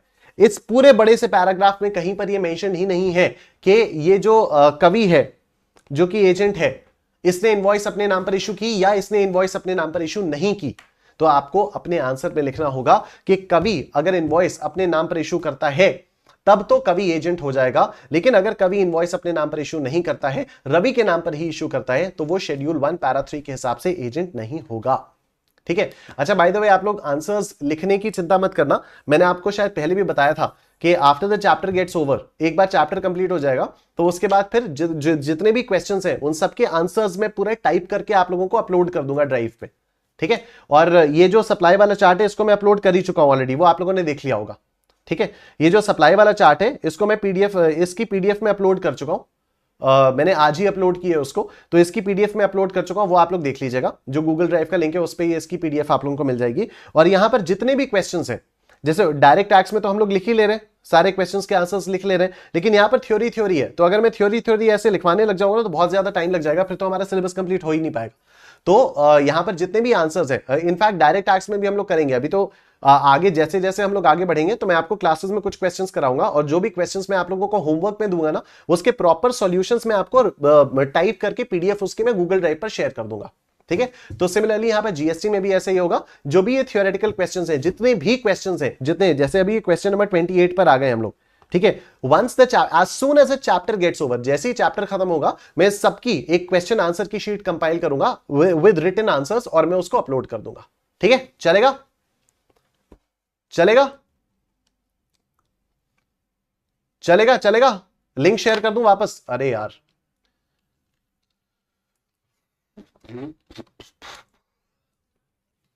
ये लो ये लो, ठीक है, लिंक शेयर कर दिया मैंने। और बताओ, इस लिंक पर जब आप लोग जाओगे, मैं आपको स्क्रीन शेयर करके भी दिखा दूं क्या?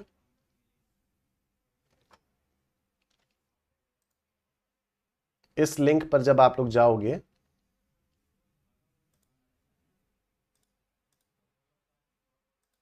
तो ये आपके सामने पेज खुलेगा।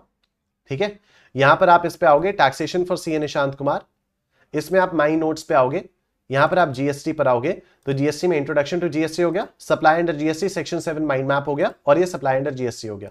जब आप इस पे क्लिक करोगे तो आपके सामने ये खुल जाएगा, ये पूरा का पूरा माइंड मैप आप लोगों को यहां पर मिल जाएगा। ठीक है, तो इस तरह से आप इसको एक्सेस कर सकते हो। डन। आई होप अब कोई कंफ्यूजन नहीं होगा इस माइंड मैप को लेकर।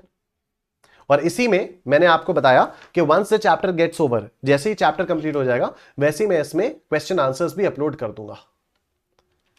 ठीक है, वैसे ही मैं इसमें क्वेश्चन आंसर्स भी अपलोड कर दूंगा। अभी सही है? अभी तो सबको मिल गया? दौड़ेगा? सही था, वेरी नाइस। अभी सबको मिल चुका है ना? डन, बहुत बढ़िया। लिंक मैं पिन कर चुका हूं। ठीक है, चलो आगे चलते हैं। डेल क्रेडिट एजेंट को लेकर कुछ चीजें आई हैं, लेकिन इसके बारे में अभी थोड़ी देर बाद बात करेंगे, या फिर बाद में ही बात करेंगे, क्योंकि उतना ज्यादा इंपॉर्टेंट है नहीं। ये जो डेल क्रेडिट एजेंट वाला है ना, ये उतना ज्यादा इंपॉर्टेंट नहीं है, तो इसको अभी फिलहाल के लिए मैं थोड़ा सा होल्ड पे डाल रहा हूं, क्योंकि मेरा पैरा 4 डिस्कस करने का बड़ा मन है। मैं पैरा 4 डिस्कस कर लूंगा, एक बार शेड्यूल 1 कंप्लीट हो जाएगा, उसके बाद एक बड़ा रिलैक्स हो जाएगा, क्योंकि उसके बाद वाली चीजें आसानी से हो जाएंगी। ठीक है, और ये जो clarification of issues pertaining to del credit agent है, इसके बारे में हम लोग बाद में बात कर लेंगे, मे बी कल बात कर लेंगे, या अगर आज ही टाइम रहा तो आज ही हम लोग बात कर लेंगे। ठीक है, लेकिन अभी क्योंकि हमारे पास 20 ही मिनट का समय बाकी है, तो इसलिए I want to finish off with para 4। अब देखो, जो पैरा 4 है ना, वो एक बार फिर से इंपोर्ट ऑफ सर्विसेज के बारे में बात करता है। ठीक है, अगर आपको याद हो तो सेक्शन 7(1)(b) में भी हम लोगों ने इंपोर्ट ऑफ सर्विसेज के बारे में बात की थी, और हम यहां पर पैरा 4 ऑफ शेड्यूल 1 में एक बार फिर से इंपोर्ट ऑफ सर्विसेज के बारे में बात करने के लिए आ रहे हैं। क्यों दो बार क्यों जरूरत पड़ गई इंपोर्ट ऑफ सर्विसेज के बारे में बात करने की? तो याद करो, सेक्शन 7(1)(b) में हम लोगों ने कहा था कि इंपोर्ट ऑफ सर्विसेज होनी चाहिए फॉर अ कंसिडरेशन, फिर चाहे वो बिजनेस के लिए हो चाहे वो बिजनेस के लिए ना हो। ठीक है, फिर चाहे वो बिजनेस के लिए हो चाहे वो बिजनेस के लिए ना हो, लेकिन अगर आप सर्विसेज को इंपोर्ट कर रहे हो और आप कंसिडरेशन दे रहे हो तो उसको सप्लाई मान लिया जाएगा जीएसटी एक्ट के अंदर। राइट, जो शेड्यूल 1 है इसमें तो वही सारी एक्टिविटीज है ना जो विदाउट कंसिडरेशन अगर आप अंडरटेक कर रहे हो तो भी उनको सप्लाई माना जाएगा। तो यहां पर जो इंपोर्ट ऑफ सर्विसेज के बारे में हम लोग बात करेंगे, these will be import of services without consideration. These will be import of services without consideration. ठीक है, फिर से import of services for a consideration 7(1)(b), यहां पर आएंगे import of services without consideration। ठीक है, अब सुनो, बड़ा सिंपल सा है। पैरा 4 क्या कहता है? पैरा 4 कहता है कि अगर आप सर्विसेज इंपोर्ट करते हो विदाउट कंसिडरेशन, कहां से? रिलेटेड पर्सन से या डिस्टिंक्ट पर्सन से करते हो, एंड साथ ही साथ बिजनेस का पर्पस है, तब तो सप्लाई है, अदरवाइज सप्लाई नहीं है। ठीक है, अभी हम लोग इससे रिलेटेड बहुत सारे क्वेश्चंस करेंगे, बहुत सारे चार्ट्स बनाऊंगा, कोई कंफ्यूजन नहीं होगा, ट्रस्ट मी ऑन दिस। ठीक है, तो सेक्शन तो हाँ, हम लोग थे पैरा 1 का शेड्यूल 4, सॉरी शेड्यूल 1 का पैरा 4। ठीक है, शेड्यूल 1 का पैरा 4 लास्ट पैरा है। ये कह रहा है अगर आप सर्विसेज को इंपोर्ट करते हो विदाउट कंसिडरेशन, कहां से? रिलेटेड पर्सन से या डिस्टिंक्ट पर्सन से, प्लस बिजनेस का यूज होना चाहिए, प्लस बिजनेस पर्पस होना चाहिए। रिलेटेड या डिस्टिंक्ट पर्सन से अगर आप सर्विसेज को इंपोर्ट कर रहे हो, प्लस बिजनेस का कोर्स या furtherance of in the course या फर्दरेंस ऑफ बिजनेस होना चाहिए, तब तो इसको सप्लाई मानेंगे, अदरवाइज इसको सप्लाई बिल्कुल भी नहीं माना जाएगा। ठीक है, अदरवाइज इसको बिल्कुल भी सप्लाई नहीं माना जाएगा। राइट, तो अगर मैं एक बार इंपोर्ट ऑफ सर्विसेज दिखाऊं आप लोगों को, तो देखो ऐसे आता है ये। अगर इंपोर्ट ऑफ सर्विसेज हो रहा है फॉर अ कंसिडरेशन, अगर ये विद कंसिडरेशन है, तब तो चाहे बिजनेस पर्पस हो चाहे ना हो, ये सप्लाई आ जाएगा 7(1)(b।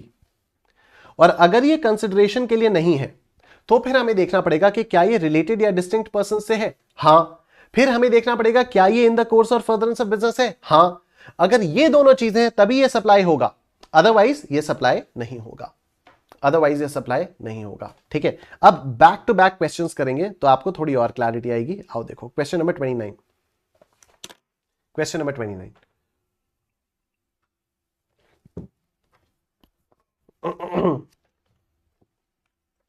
Jhumru associates received legal consultancy services from its head office located in Malaysia। खुद का head office located in Malaysia है, लीगल सर्विसेज इंपोर्ट की जा रही हैं। Head office has rendered such services free of cost to its branch office, does this qualify as a supply? आप बताओ, पहले आप बताओ, उसके बाद मैं बनवाता हूं।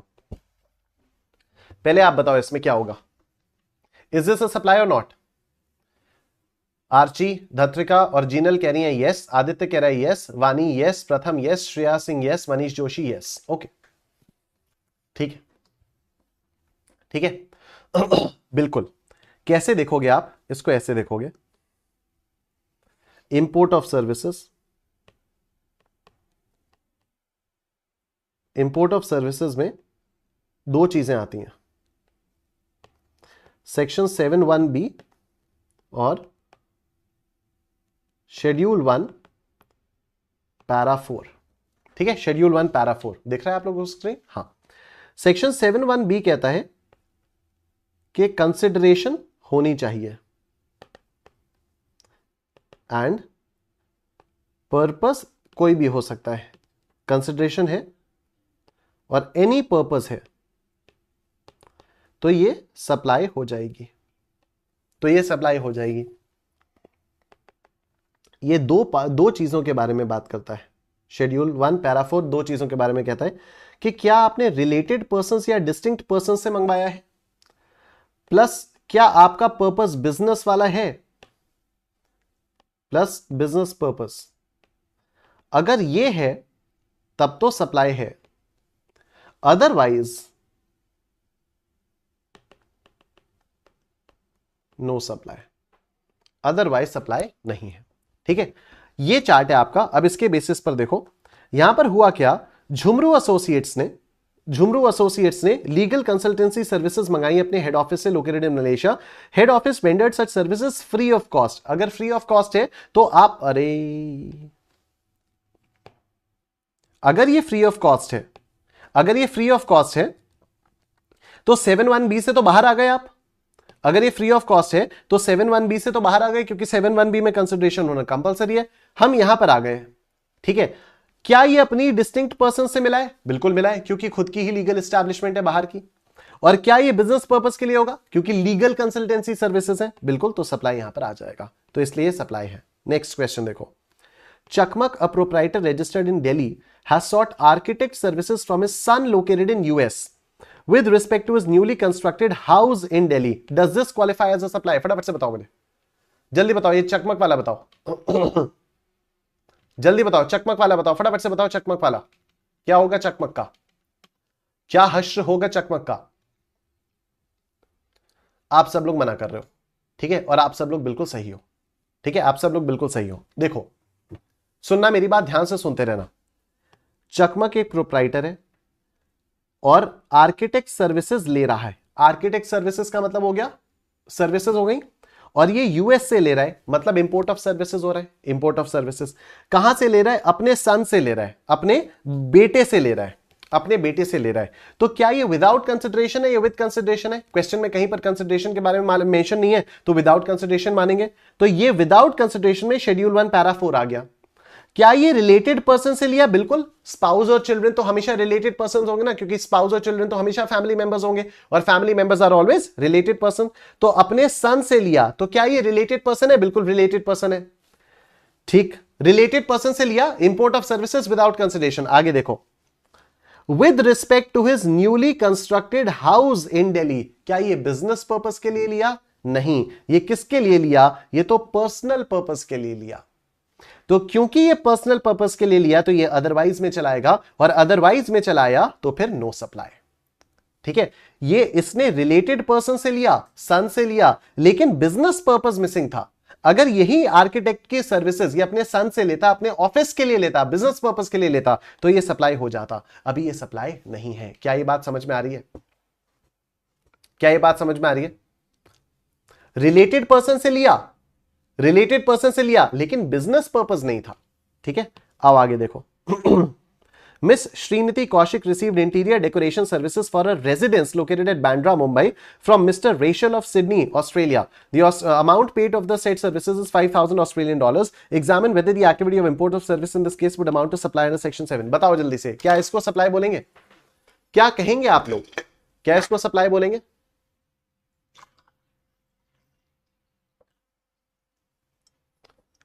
और आप सब लोगों का यूनानिमसली आ रहा है कि यस, इसको सप्लाई बोला जाएगा। बिल्कुल सही जवाब, इसको सप्लाई डेफिनेटली बोला जाएगा, क्योंकि ये आ जा रहा है 7(1)(b) में। क्यों? क्योंकि कंसिडरेशन है। अब अगर कंसिडरेशन आ गई तो फिर कोई भी पर्पस हो, चाहे बिजनेस हो चाहे पर्सनल हो, इसको सप्लाई बोला जाएगा। Next, Miss Sriniti Kaushik received interior decoration services for a residence located in Bandra, Mumbai from her brother, Mr. Varun, residing in Sydney, Australia, wholly dependent on Miss Sriniti। मुझे एक बात बताओ, अगर brother wholly dependent है तो क्या brother family में आएगा? यस। अगर फैमिली में आएगा तो क्या रिलेटेड पर्सन हो जाएगा? यस। ठीक है, तो क्या ये सर्विसेज रिलेटेड पर्सन से ली जा रही हैं? यस, ये सर्विसेज रिलेटेड पर्सन से ली जा रही हैं। आगे देखते हैं।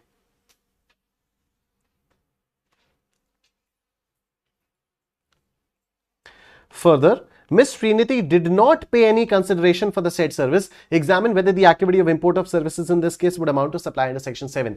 Related person से लिया, without consideration लिया। कहां के लिए लिया? For her residence located at Bandra। अगर residence के लिए लिया है तो business purpose missing है। ठीक है, तो is this a supply?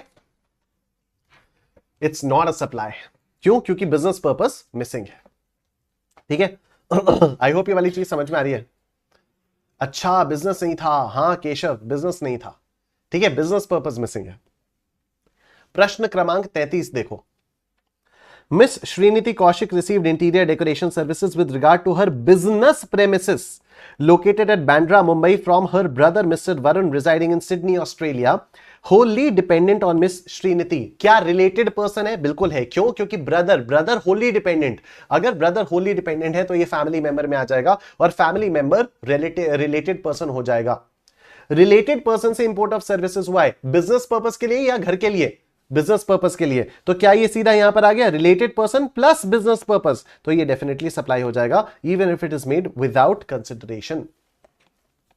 ठीक है, further miss Shrinidhi did not pay any consideration. Examine whether the activity of import of services supply है, बिल्कुल सप्लाई है। Related person plus business purpose. आओ देखो, examine whether the following activities would amount to supply under section 7 read with schedule 1। Sulekha manufacturers have a factory in Delhi and a depot in Mumbai। इनकी दिल्ली में factory है, मुंबई में depot है। Both these establishments are registered in respective states। Delhi वाली भी registered है, मुंबई वाली भी रजिस्टर्ड है। Finished goods are sent from factory in Delhi to the Mumbai depot without consideration so that the same can be sold from the depot। तो ये लोग क्या करते हैं, दिल्ली में इनकी फैक्ट्री है, फैक्ट्री में गुड्स बनाते हैं और फिनिश्ड गुड्स ये मुंबई में भेज देते हैं। फिनिश गुड्स ये मुंबई में भेज देते हैं। तो ये दिल्ली से मुंबई जो भेजते हैं, क्या इसको सप्लाई बोला जाएगा? क्या इसको सप्लाई माना जाएगा? फटाफट से बताओ। ये लोग दिल्ली से मुंबई जो भेजते हैं, क्या इसको सप्लाई बोला जाएगा? फटाफट से बताओ। Yes, para 3। ठीक है, sorry not para 3, sorry para 2।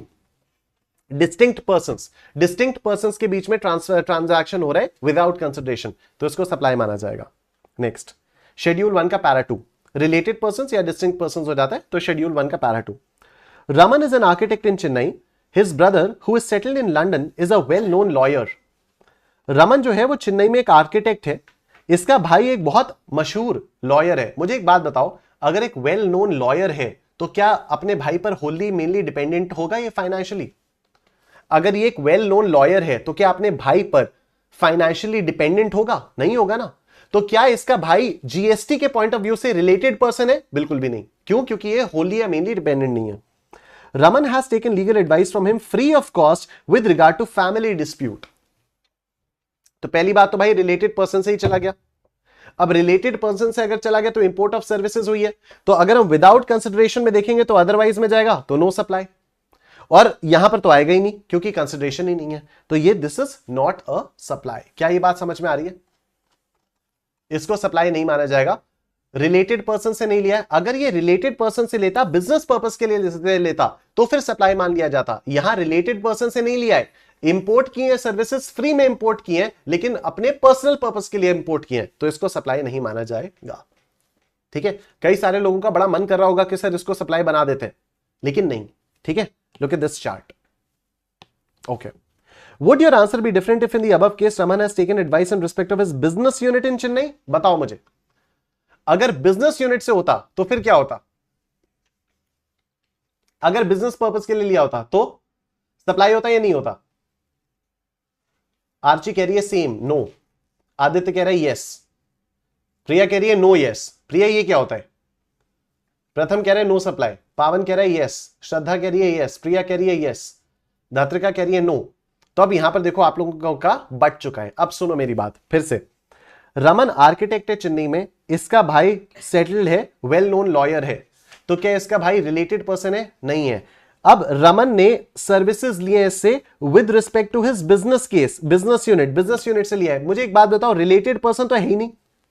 Free of cost services लिए, फ्री ऑफ कॉस्ट लिए, रिलेटेड पर्सन से ही नहीं लिया ना इसने, ना तो रिलेटेड पर्सन है ना तो डिस्टिंक्ट पर्सन है, तो सीधा अदरवाइज में चला जाएगा। और अगर अदरवाइज में चला जाएगा तब तो no supply. Without consideration import of services supply तभी होगा अगर रिलेटेड पर्सन से लिया हो एंड बिजनेस पर्पस के लिए लिया हो। यहां रिलेटेड पर्सन से नहीं लिया तो बिजनेस पर्पस तो बहुत दूर की बात है, पहले रिलेटेड पर्सन थे तो आए। दोनों चीजें इंपॉर्टेंट होती हैं, राइट? तो रिलेटेड पर्सन से तो लिया नहीं, रिलेटेड पर्सन से नहीं लिया तो अदरवाइज में चला जाएगा। 7(1)(b) में जा नहीं सकता क्योंकि कंसिडरेशन पे नहीं किया। ठीक है, 7(1)(b) में नहीं जा सकता क्योंकि कंसिडरेशन पे नहीं की है। क्या ये बात आप सबको समझ में आ रही है? बोलो स्टैंड फॉरएवर, बोलो स्टैंड फॉरएवर। ठीक है, तो this is not a supply. Archie कह रही है I am right, yes, okay, got it. Jinal, very nice. ठीक है, केशव कुछ कह रहा है, एक बार अगर तुम अदरवाइज के चंगुल में फंस गए तब तुम्हें कोई भी नहीं बचा सकता नो सप्लाई होने से। हां, तब अदरवाइज के चंगुल में फंस गए तब तो तुम नो सप्लाई हो। ठीक है, तो दिस इज डन। हमारा ये भी हो गया है पैरा 3 और पैरा 4। ठीक है, पैरा 3 देखो, supply of goods by principal to agent और वाइस वर्सा। अगर इनवॉइस एजेंट के नाम पर है तब तो supply, otherwise not a supply. Del credit agent के बारे में बाद में बात करेंगे, इसको जाने दो। पैरा 4 पे आओ। पैरा 4 में क्या है? Import of services without consideration from related person or distinct establishment of the same company in the course or furtherance of business अगर होगा तो इसको भी सप्लाई बोल दिया जाएगा। और इसी के साथ हम लोगों का शेड्यूल 1 भी कंप्लीट हो जाता है। इसी के साथ हम लोगों का शेड्यूल 1 कंप्लीट हो जाता है। अभी कुछ चीजें जो डेल क्रेडिट एजेंट और ये सारी चीजें, छोटी मोटी चीजें, ये सारे इन सारी चीजों से रिलेटेड एग्जाम में सवाल आते नहीं, तो इनके बारे में हम लोग बाद में बात कर लेंगे। इसके लिए परेशान मत होना। और ये ऐसी चीजें आप खुद भी पढ़ोगे ना अगर नोट से तो आपको समझ में आ जाएंगे, लेकिन आप चिंता मत करो, मैं बताऊंगा। तो देखो, आओ एक बार पूरा सप्लाई रिवाइज किया जाए। Section 7 supply, section 7 supply, subsection 1, 1A, 2 और 3। ठीक है, 1, 1A, 2 और 3। 1 बात करता है सप्लाई इंक्लूड्स, और सप्लाई इंक्लूड्स के अंदर यहां पर 4 पैराज आते हैं, 4 क्लॉजेस आते हैं, ए बी और सी। ए बी और सी। ए कहता है all forms of supply of goods or services or both such as sale, transfer, barter, exchange, licence, rental, lease, disposal made or agreed to be made for a consideration in the course or furtherance of business. B कहता है कि अगर आप import of services करते हो, अगर आप import of services करते हो जिसमें कंसिडरेशन है लेकिन बिजनेस हो भी सकता है ना भी हो, तब भी इसको सप्लाई माना जाएगा। सी कहता है कि एक्टिविटीज स्पेसिफाइड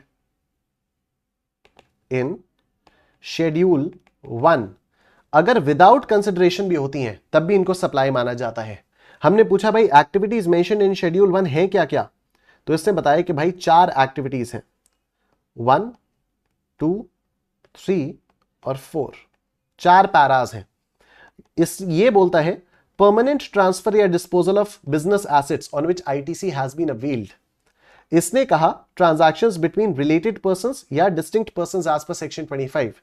इसने कहा प्रिंसिपल टू एजेंट या एजेंट टू प्रिंसिपल, और इसने कहा इंपोर्ट ऑफ सर्विसेज। इसने कहा import of services. Import of services या तो रिलेटेड पर्सन से हो या तो डिस्टिंक्ट पर्सन से हो और बिजनेस पर्पस के लिए हो।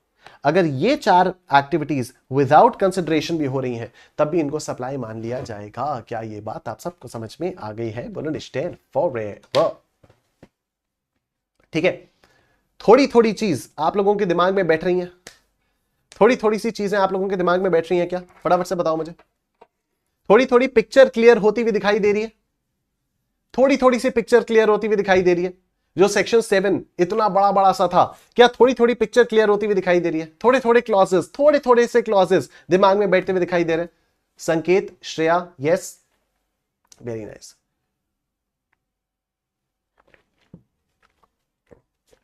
आज ही कह रही है यस सर, याद हो रहे हैं, बढ़िया। कल मिलते हैं सुबह 10:15 बजे डीटी की क्लास में। Thank you, take care, bye bye.